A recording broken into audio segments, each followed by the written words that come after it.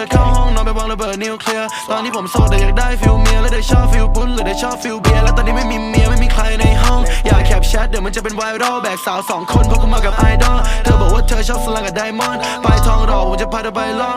ถ่ายคลิปจะเก็บไว้ในกล้องแล้วผมดึงทรงถ้าหากมีใครคล้องแล้วผมไม่ได้เคี้ยวหนมเพราะผมเคี้ยวใบทอมแล้วผมชอบทีซ้ำถึงแม้มันจะผิดหลักผมจะพาเธอติดกับชวนเพื่อนเธอให้มานอนข้างๆเราจะนอนกัน3 คนเพราะว่าผมซาดิสใจ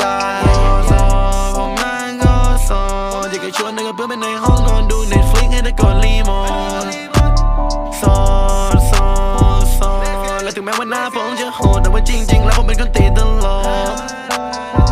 มึงเลิกกับแฟนมาแวะอายุที่คุณชอบไปนะผับบาร์หรือว่าชาบูที่คุณชอบกินในมอคค่าหรือว่าคาปูขอโทษที่แชทไม่ค่อยมีเวลาดูไลน์คอนเสิร์ตได้ก็มาดูที่เธอชอบฟังกันโดนจ้าหรือว่าจานจูไลน์แต่โอป้าไม่ใช่ทางกูอยู่บนโต๊ะนั่นก็ยาพี่นั่นไม่ใช่ยากูมึงเลิกกับแฟนมาแวะอายุที่คุณชอบไปนะผับบาร์หรือว่าชาบูที่